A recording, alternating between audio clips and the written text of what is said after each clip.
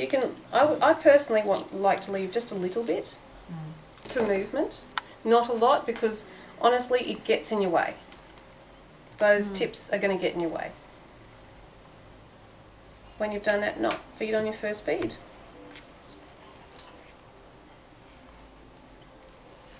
This is a matter of practice as to how long you make it and how much distance you put between your beads. Actually, no, I forgot, sorry. Put on your fixed bead.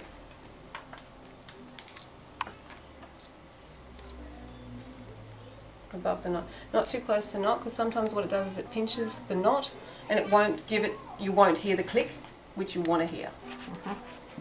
So put on your fixed bead and then tie another knot just above the fixed bead, allowing room for the fixed bead, because that's going to be your fastener.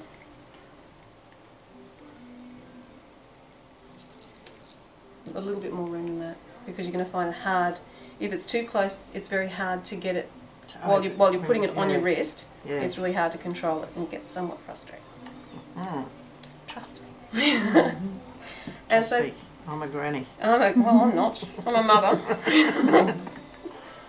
And then you start feeding your beads on. And then you allow a little bit of room. So you still have a little bit? Just a little bit, just some movement, not too tight. So do you make a knot after every bead? And then you make a knot after every bead. Okay. Or if you want to, and if you have less beads, like I have, what, 1, 2, 3, 4, 5, 6, 7 beads plus my latch on mine. We only have 5. So what you could do is you could decide to design it separately.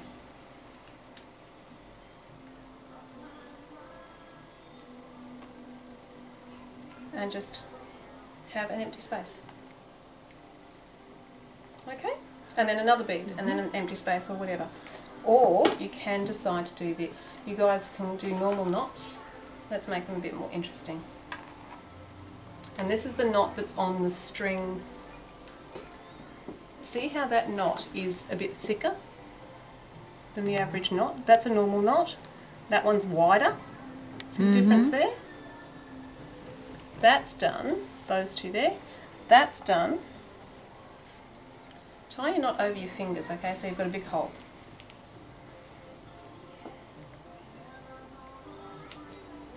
Might be easy just to take these off for now.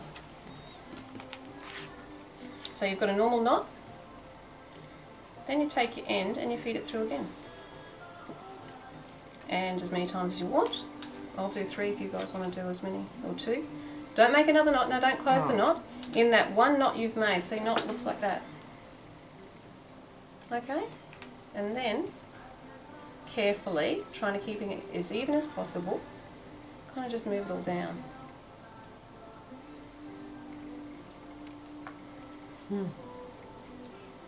Look at that style of knot. That's 3 over. So just, you're right, you just have to jiggle it a bit more and make it come in.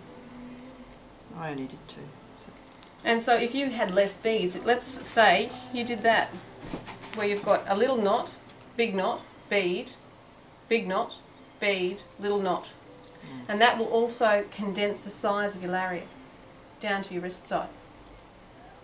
See this one? See, something's happening. Alright, that's a separate knot. Or it's gotten wrong and got twisted or something. That one. See how that's now coming in like that? All that's done is flipped over to that side. I've just pulled it.